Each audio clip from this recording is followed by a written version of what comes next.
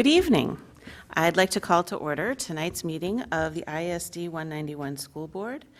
Today is Thursday, August 10th, 2017, and the time is 6:30 p.m.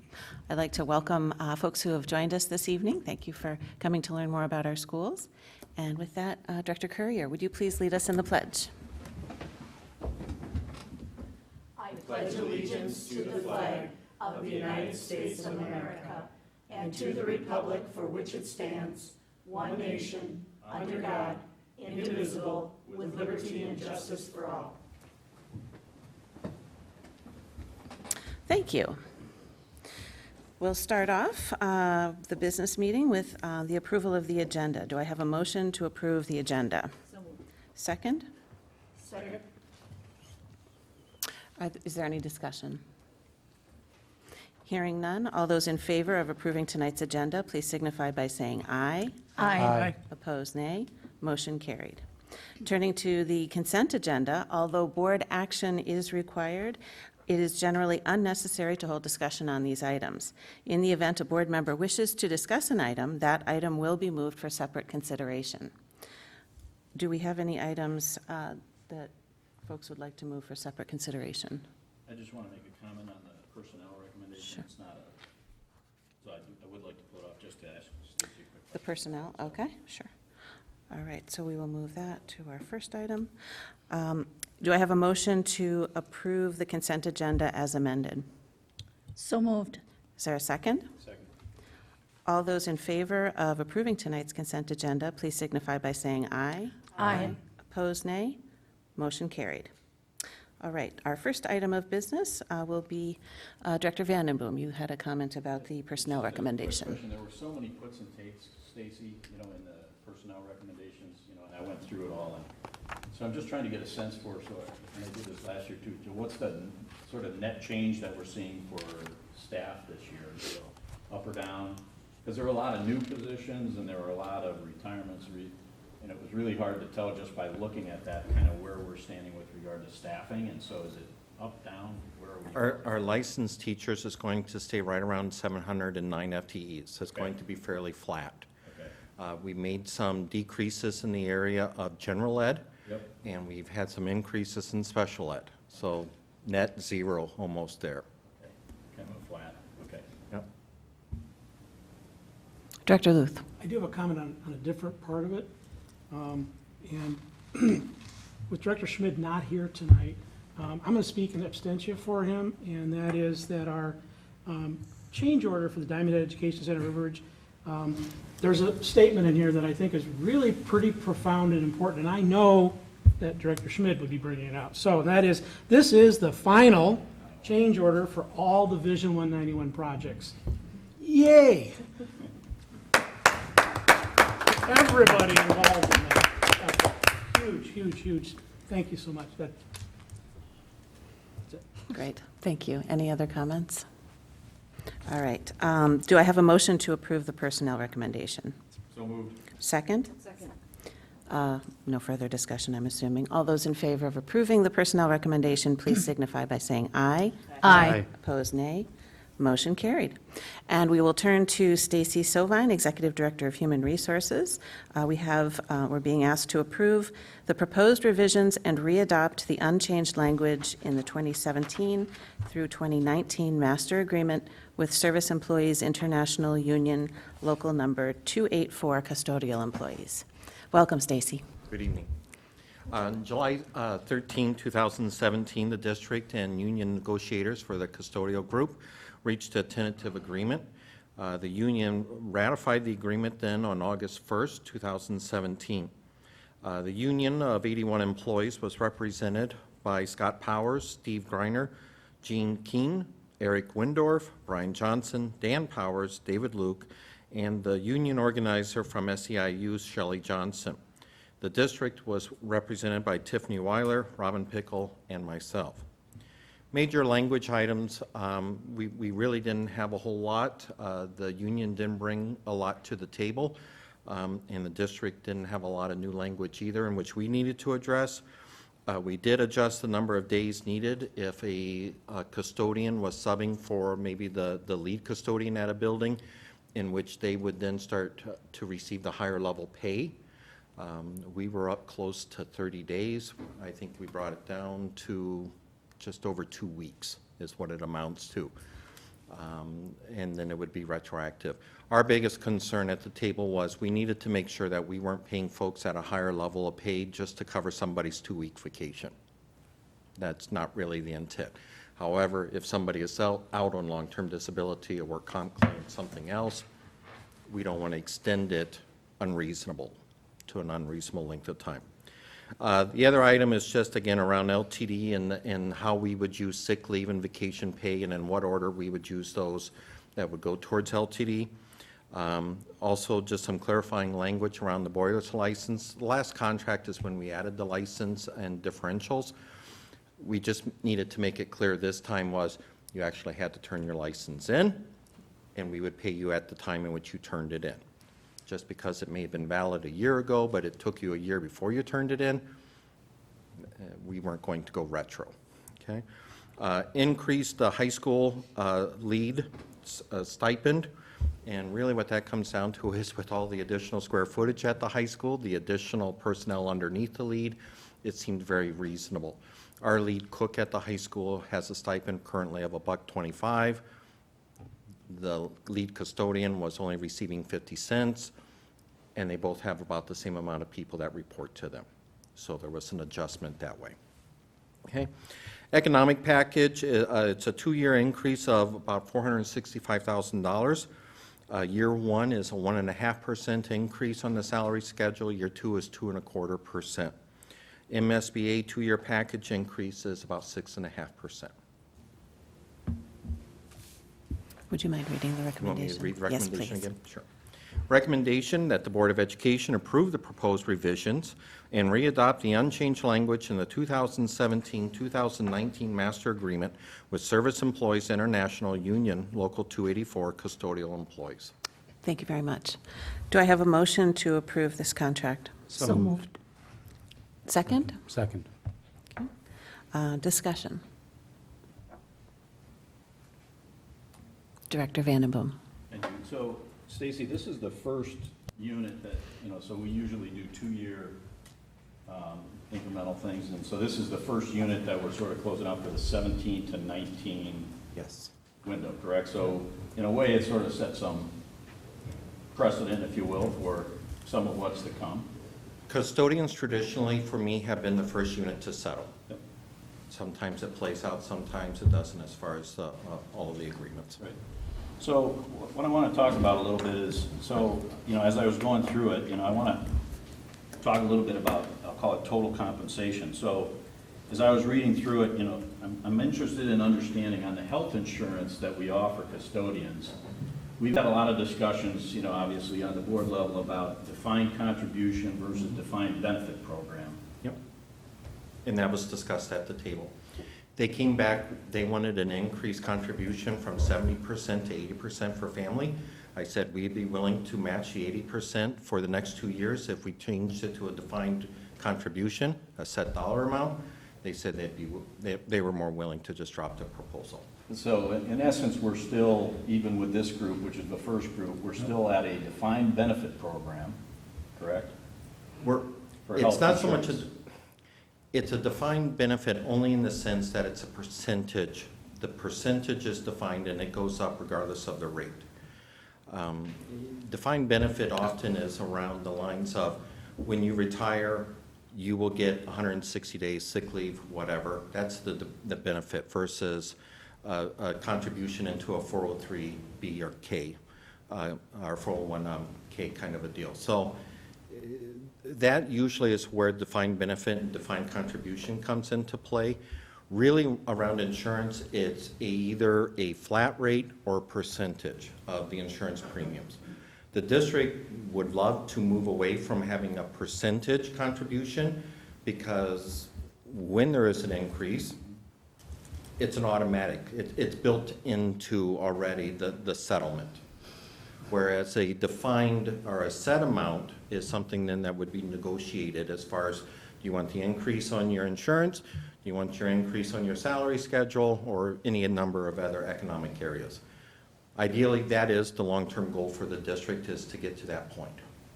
Well, this particular group, for their single memberships, the district pays 100% of their medical premiums. Yep. Is that correct? Yep.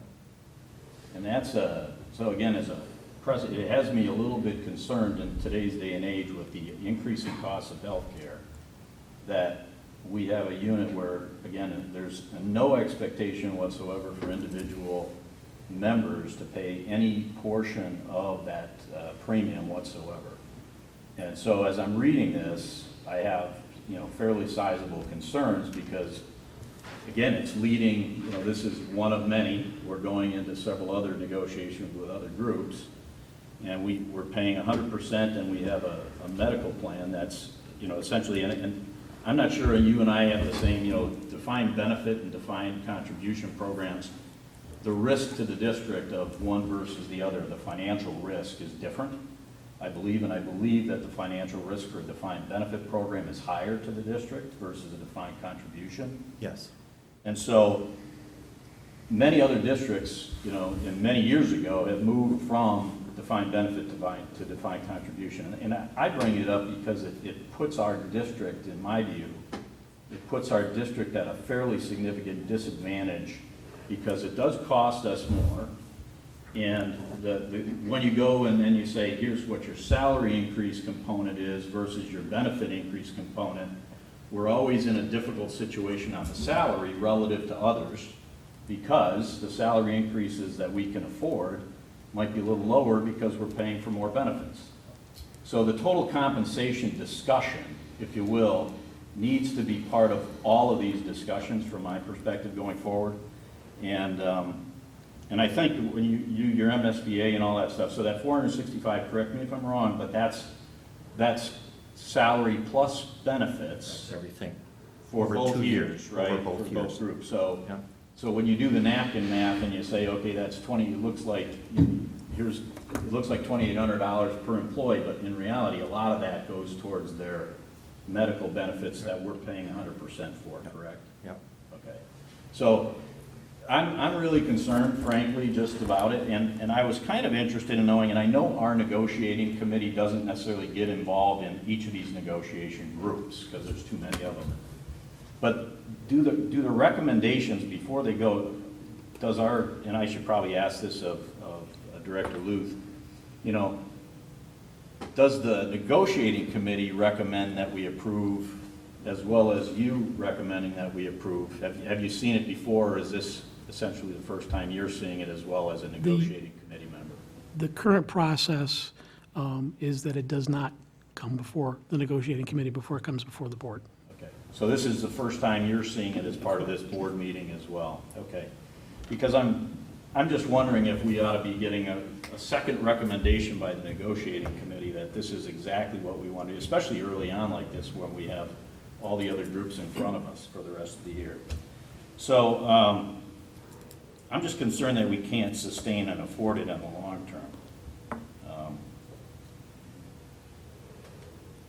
So anyway, thank you. I think those are the questions I have. I don't know if any other board members had any comments or questions too. Board members, were there any questions? Director Luth, yes.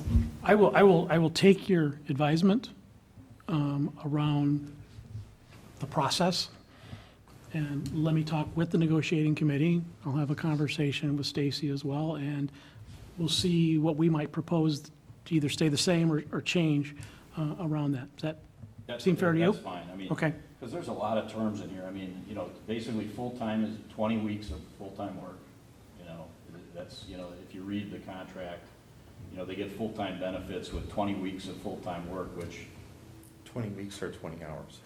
no, it's 100 days. They have to work 40-hour weeks, but for a minimum of 100 days, so it's in weird language in there, but in essence, if you say, how many weeks does 100 days represent in 40-hour, weeks, it's basically 20 weeks for the year.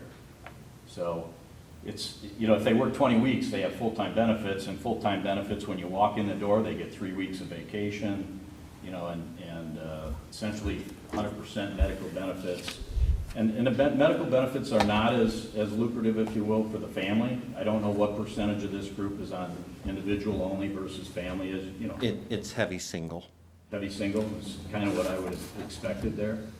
But again, this is the first contract, and I'm not comfortable with it, you know, for a number of reasons. So and those are the reasons why. I just wanted to make sure you were, understood where I'm going to be coming from here on the vote. Thank you.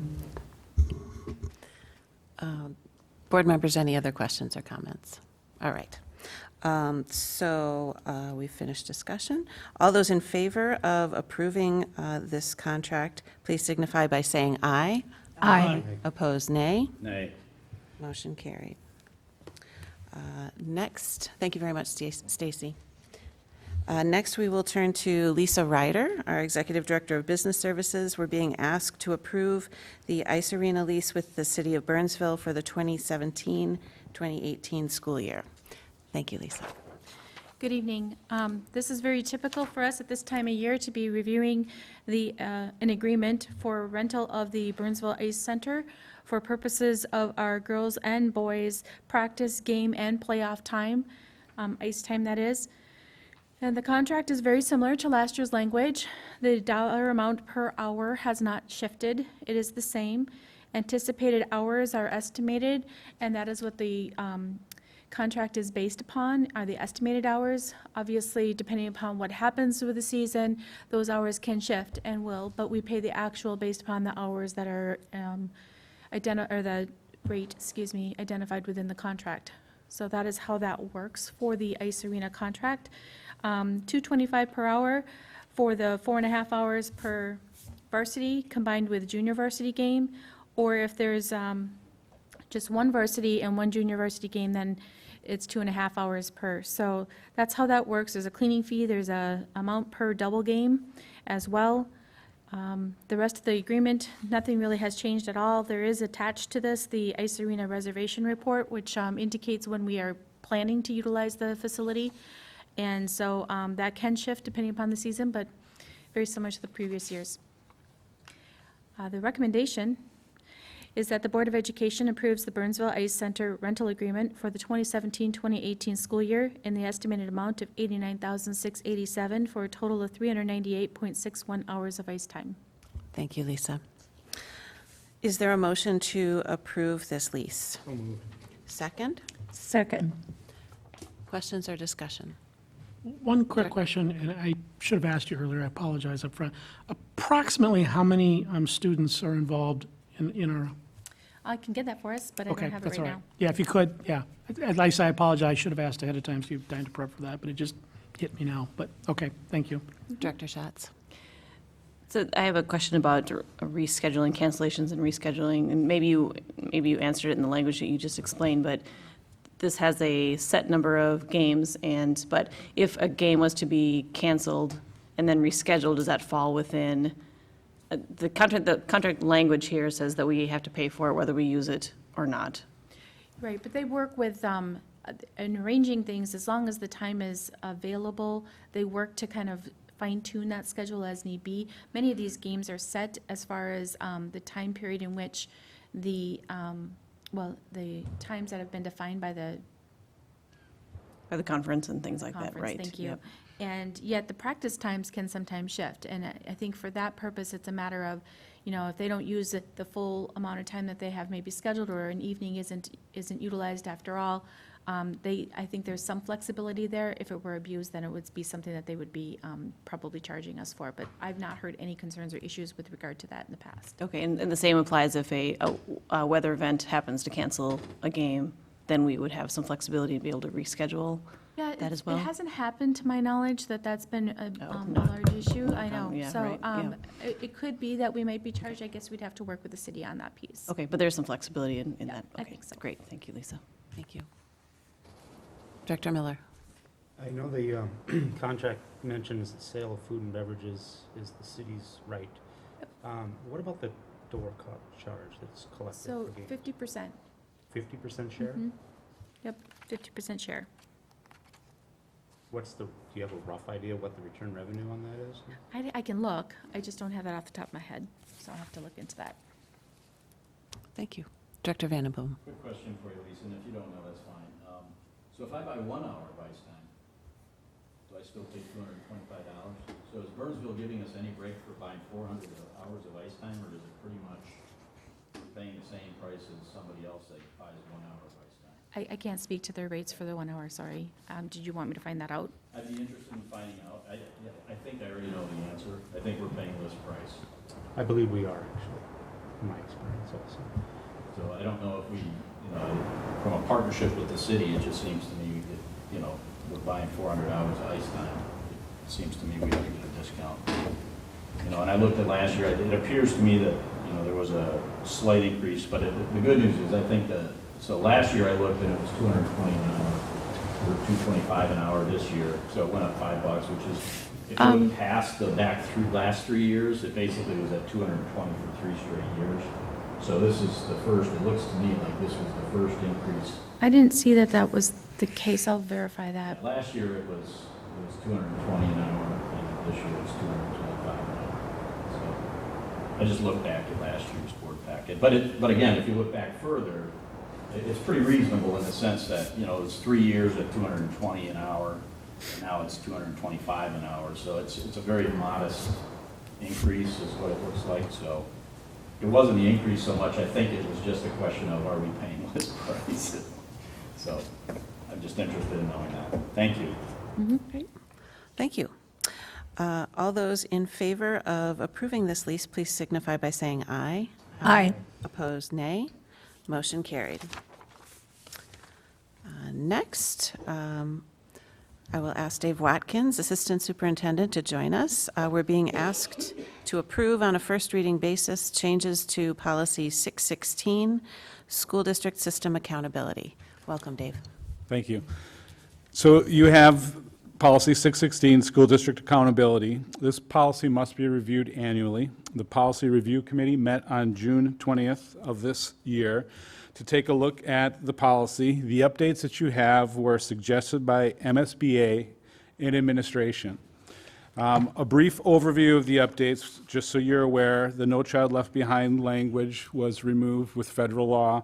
There was a clarification around the definition of credits, and there was also title updates for the Director of Curriculum to correctly reflect the position and title, and also TLT language change to have the accurate name of the department, and a few other minor changes. So that is a summary of the updates on Policy 616, School District System Accountability. Great. Do I have a motion to approve this policy? Second? Second. Questions or discussion? Director Vandenboom, go. Sorry, That's right okay, if I go can. right ahead. So, no, just a couple of quick comments. So on the credit, it talks about a student's mastery as determined by the school district. Are there requirements, so the school district isn't a person or something like, so is it by a qualified representative of the school district, or, I don't understand, can anybody working for the school district say that they've mastered this subject matter? I assume not. That is But correct. I'm trying to understand what the actual requirements are for us, as a district, for us to actually sort of pass somebody and give them credit without necessarily, So- what does that mean? Two vehicles, generally speaking, there are obviously exceptions to the rule, demonstrating of obtaining a credit in that area or demonstrating their ability to meet that standard is by measures that have been adopted in that course that align to state and federal expectations. Do they have to test out of something, or, so they have Correct. to be, I assume somebody has to make an evaluation. Correct. To say that they're worthy of getting credit if they didn't take the course. Yes, that is correct. The only other comment was sort of is there any timeline that we have on this report? So on the last page, it talks about the summary report, to the commissioner. Is there a time of the year where every year, can we, basically what I'm trying to do is get a sense in the policy for when we should expect to see the annual report? And I think the district, it's already in something that the commissioner requires. So why not add it to the policy? I can speak to that. Sure. That data's actually changed a little bit over the last few years. And so for that reason, we we chose, and the MSBA model policy recommends that we not put the date in here because that changes. I can tell you that this upcoming year, it's going to be December 15th. That's required for the state. The thing is that this also crosswalks with the World's Best Workforce language, and that is evolving. And now with ESSA, there are different requirements for this reporting feature and for how that's going to play out in World's Best Workforce. So I can tell you this upcoming year, it's December 15th, but that's not always, that's not necessarily going to be the hard date. I'm very familiar with SASIAC and what SASIAC does. You know, I've been part of that group for probably 20 years now. And, you know, as I'm reading this, you know, I have a minor amount of concern simply about, you know, they really don't, I don't remember ever making recommendations as that group to the, I know there's a lot of presentations made to that group, and there's a lot of parents. It's a great cross-representation of the district, but they really don't, there's only 4 meetings, and they barely are kind of understanding what things like worlds, so I don't know that they're making recommendations to the board in any way, shape, or form, so I'm a little bit concerned, because I don't think that group actually does that. So I know it's in the policy that they would do it, but I don't think they do it, and so I just want to make sure that we are, in fact, getting public involvement in the process and so forth, so that's fine if they're going to do it, but then let's get it, because I don't remember any recommendations that came to the board that were specifically initiated by SASIA. And that process and that committee is something that we've been having some dialogue on in terms of how that can become most effective, and in light of World's Best Workforce and some of the other requirements for parent input, what the best vehicle is and how we may need to change what's been the historical model here in the district. At the same time, I think it's fair to say that most districts do struggle with how a committee that is made up of community members, lay people around education, that meets intermittently through the year, how you can inform a committee like that to the degree where they would be making recommendations. So that's also what we're having dialogue around, is how do they give input or make recommendations that may not be directly SASIAC to the board, but SASIAC to our Department for Student System Improvement and Student Achievement, for them then to in turn make those recommendations to the board for improvements or program implementation. Does that make sense? No, it does. Yep. I mean, it's, when I was reading it, there's such an opportunity here to get our parents Right. involved, right? I mean, this is one of those things that, and I think the other thing that we're gonna be talking about at the workshop, where we talked about board meetings and open forums, really the two things kind of go hand in hand, is my point. And so I don't expect that one group to do this, Right. but maybe we can, between this policy potentially and the work we do to get more public input into the process, maybe we can essentially get those recommendations, whether it's indirectly or not, from a more informed public, so. But I saw this and but it looks like the one and only one group that's sort of in the accountability world, and I think we need a little bit more than that, so. Great, thank you. Director Luth. Did the policy committee, in terms of this policy, did they have any discussion around the Student Performance and Achievement Committee of the board? And is there a place where it could or should be maybe considered for being part of this, since we're talking about a number of outside groups that, like, you know, like leaving No Child Behind out now and making, you know, et cetera, and then having SASIAC in there. Was there any thought to that, or We did not have direct to that. discussions about adding that committee. and it may not be the appropriate place to put it. I'm not trying to make a change tonight or anything like that, but maybe for future discussion to think about that. Because Director Vandenboom, you were kind of bringing up, a process is kind of, you know, laid out here, right? And yet it really doesn't work that way.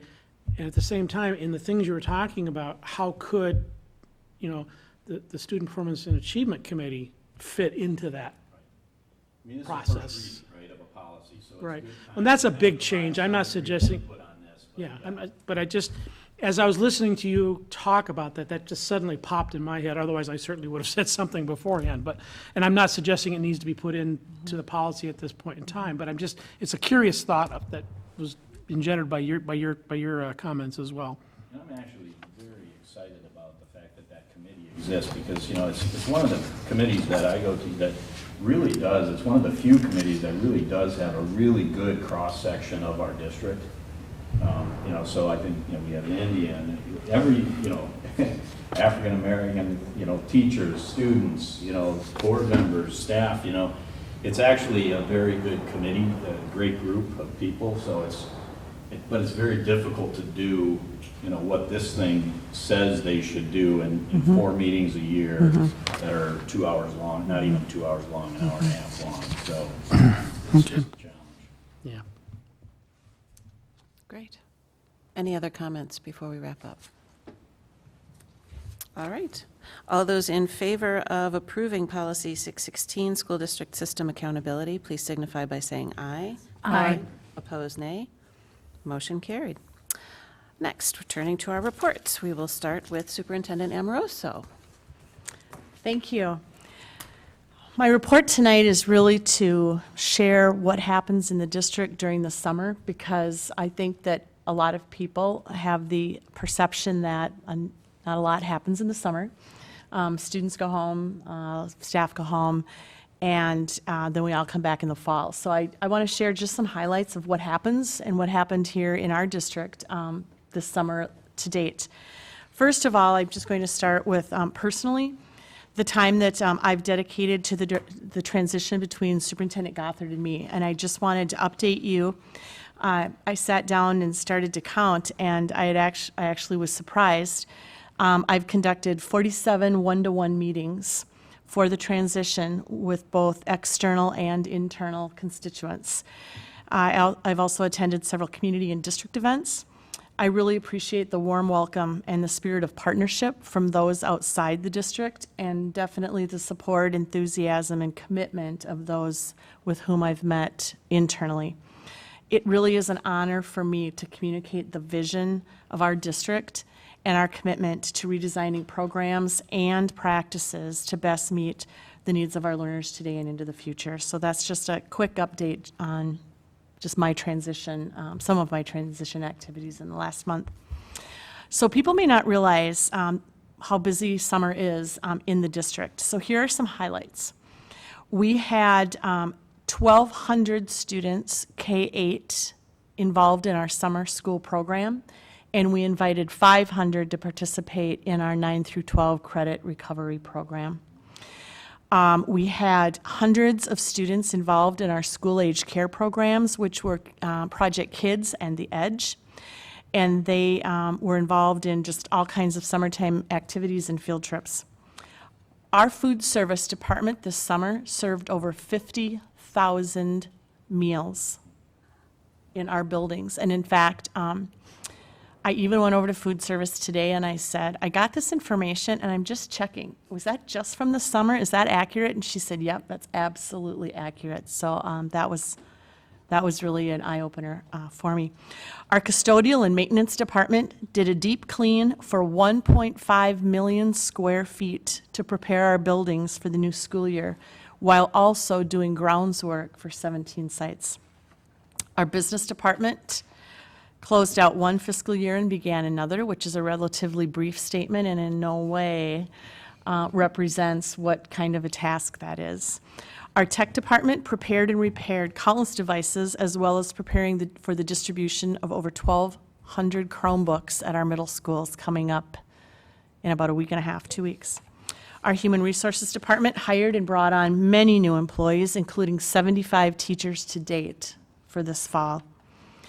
Our district instructional leaders spent a minimum of 26 hours in required professional development, with some participating in additional professional development totaling up to 74 hours. And there are still 11 hours that are for all of them before August 28th. Our teachers dedicated thousands of hours over the summer by participating in many kinds of professional development, including AVID, our new literacy framework, and content-specific training and curriculum development. All of this is about being prepared for and welcoming back our students in just about 3 weeks for the start of the 2017-18 school year. The next item that I just want to touch base on are the Dick Hansen scholarships. 3 of our teachers were recently awarded $1,000 scholarships to further their own education by earning graduate degrees. I'd like to extend congratulations to Mindy Mallinger at Metcalf Middle School, Lexi Raleigh at Gideon Pond Elementary, and Ethan Walker at Eagle Ridge Middle School. The scholarships were presented by the Hansen Scholarship Foundation, created in honor of Dick Hansen, an inspirational teacher and coach at Burnsville High School. I attended the Dick Hansen golf scholarship golf dinner a couple of weeks ago, and I can tell you that that banquet room was absolutely filled, and the passion and commitment by all of them in that room around Dick's memory was really something to be a part of. After Dick's retirement in 1994, former players and students created the fund and began giving scholarship in his name to both students and teachers in our school district. So many thanks to all who are involved in that Hansen Scholarship Fund. And finally, our Vision 191 update. The past school year has been historic as we've redesigned our district with Vision 191 to meet the needs of today's learners. Many thanks to our staff members for their dedication and hard work that has expanded opportunities for all of our students and made 191 a stronger community. I am so proud of how we have brought Vision 191 to life, and more is yet to come. This is going to be a big year for us in moving that vision forward. So at this point, I would like to share with you a new video that has been created that is a Vision 191 update.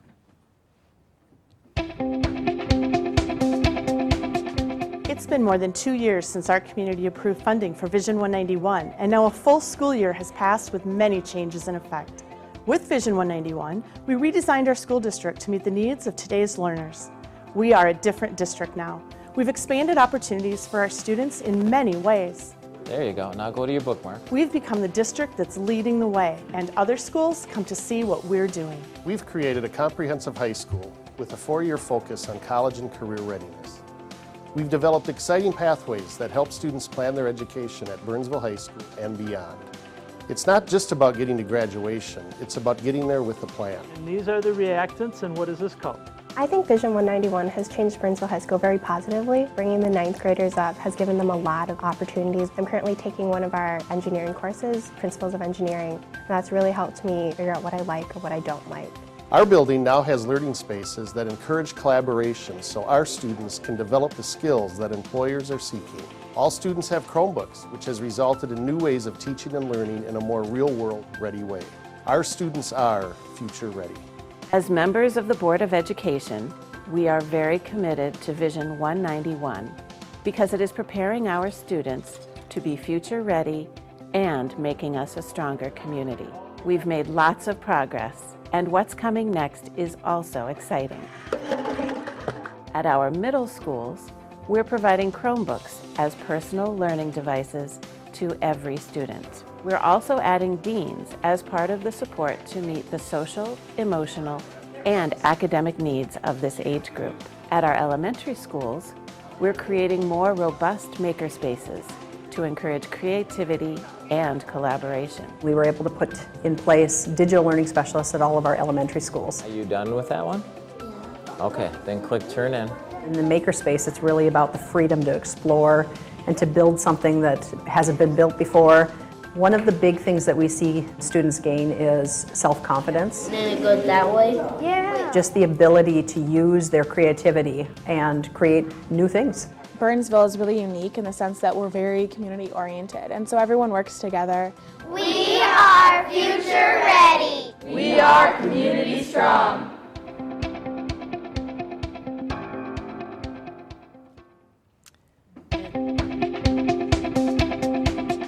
It's been more than 2 years since our community approved. And I want to thank our communications department for facilitating the development and production of that video. So I would just like to close with thanking everyone who's had a role in launching Vision 191 last year and as we move forward this year. Thank you very much. Wonderful report. Other reports? Director Courier. Well, it'll be short. It'll be short. I did do Night to Unite in the city of Burnsville, and this year for the first time, we made 5 stops. There was only one that someone didn't come up and say hi to me who I had known in some historical place. So it was great fun. And it was great fun. One of the stops we did was by St. John's Church, that new development it's on the Savage Line, and those homes are wonderful, and it's helping to grow our district. So that was a good stop. Then, I know every single one of us on the board have community organizational relationships, and I am on a board in Scott County. I started on that board when I was employed in Shakopee, but I stayed on that board. The director wanted me to stay on that board as an educator. I represent education on that board, and it's the Scott County Historical Society. And I've learned so much about Scott County. Personally, I never served in a Scott County school. I only served in Dakota County schools. So to get to know the county has been great fun. And here's something I learned through the years, is that the Department of Ed, when they were looking to do outreach to Scott County schools, our Scott County schools weren't in it because our district office is located in Dakota County. Well, what that did for me, Lakeville, I think, has at least students that live in Scott County, and there are probably other communities the same way. So that was one little thing I learned on this, but we're in the midst of strategic planning. So I'm on that board, and I think as we do reports during the year, it's maybe I get a flavor of some of our other activities where we're doing outreach to our communities. Anyway, thank you. Thank you. Director Schatz. Director Courier and I both attended the Savage Chamber of Commerce barbecue lunch on Tuesday, August 8th. Wonderful lunch, a great turnout from that organization, and Dee Dee has been attending their meetings on a regular basis, but I really thought it was a wonderful opportunity to meet a lot of the business people from that area. So that was a great barbecue lunch.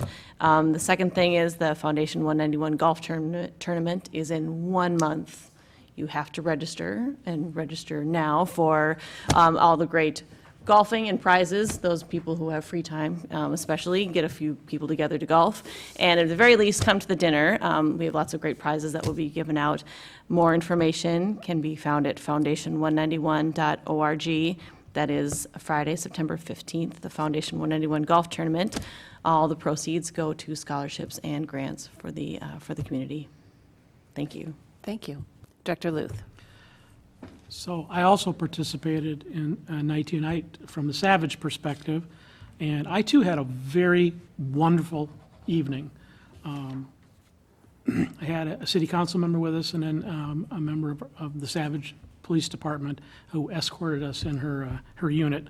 So I once again got to spend some time in the back of a police squad car. I don't know why anybody would ever cross that line, but whatever. Okay, anyway, but we also had 5, and we had just a wealth of conversations. We didn't finish up until pretty near 9:30. We got back to Savage City Hall, and it was a ghost town. It was like everybody else was up, but it's really fun. And most of the neighborhoods I visited were on the north side, which is kind of the opposite side of Savage for me, which is always fun for me to get over there, and met just a wonderful bunch of people that were very upbeat about the community. Absolutely nobody was banging their drum about the school district other than how pleased they were with it. And a handful of people have had the opportunity to, either because they have kids at the high school or other reasons to visit there, they were just overflowing with positive things to say about the transformation that has occurred at Burnsville High School.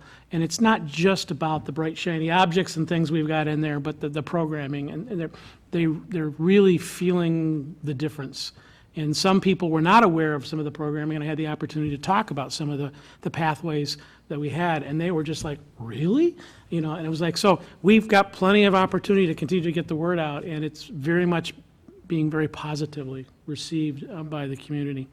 And the only other thing is, on a personal note, if you haven't heard, both my millennial children got engaged in the last 3 weeks, and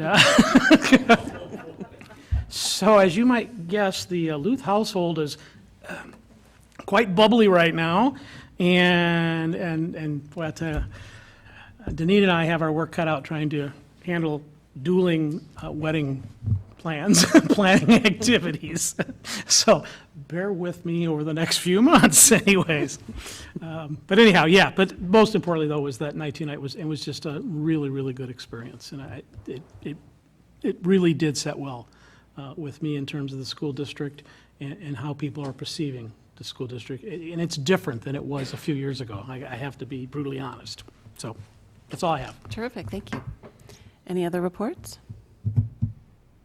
I will add to Dan's report and the others on night two. Night I too went out. I visited the River Hills and the South River Hills neighborhoods and had some really great conversations with folks.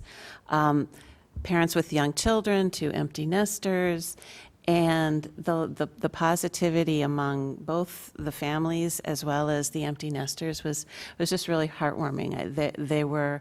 There were some of the empty nesters who, like Dan alluded to, were not aware of some of the programming that we've added to the high school, and there was a lot of enthusiasm around the fact that we are really highlighting both career and college in a variety of different ways, from trades to certification, and it was just really great to hear that feedback that, you know, that even folks who don't have kids in the district and know that their kids have graduated and gone on to be successful are really supportive of what we're doing for our kids today.